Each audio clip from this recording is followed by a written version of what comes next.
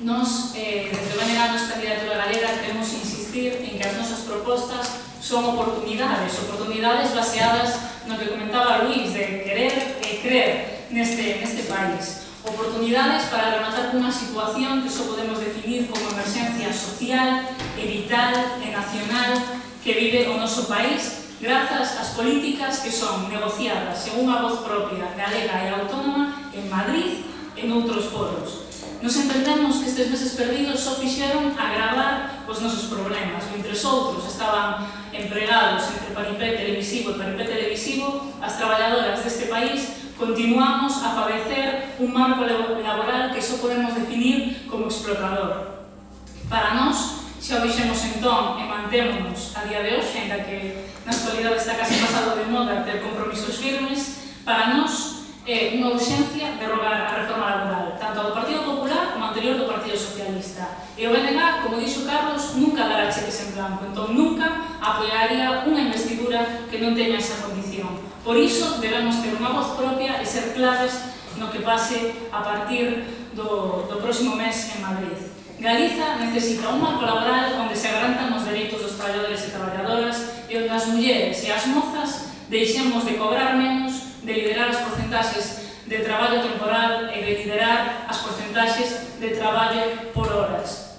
Por exemplo, reclamaremos que os contratos en prácticas paren de ser unha fraude, que se proíban, dunha vez, que se proíban as empresas de traballo temporal e que as nosas condicións laborais sexan negociadas directamente en Galiza, sen que ninguén na patronal ou de sindicatos de fora do país teñan que dicirnos que é o que temos que acatar.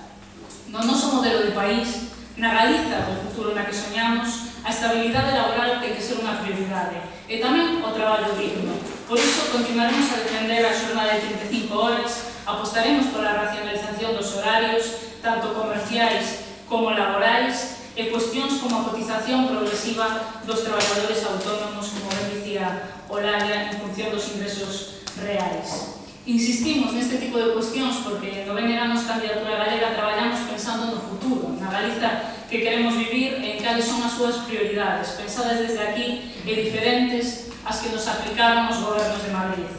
Unha Galiza na que queremos facer especial mención a que se aposte polo exterminio absoluto do terrorismo machista. Aínda hoxe no Estado asasinaron outra muller. Nos entendemos que é necesario poñer todos os medios, tanto económicos como de outro tipo, para rematar co terrorismo machista. Por iso, avaliaremos con rigor a Lei de Violencia de Xénero e incluiremos, por fin, o término feminicidio e cuestionaremos a elaboración dun estatuto de vítima do feminicidio para que todas as mulleres vítimas de violencia de xénero teñan garantías e se sentan respaldadas.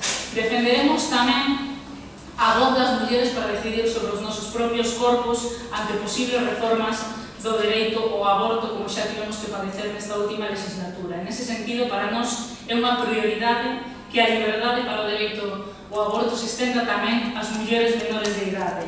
Perseguiremos tamén violencias como a laboral, sancionando aquelas empresas que fagan que as mulleres cobren menos polo mero feito de ser mulleres.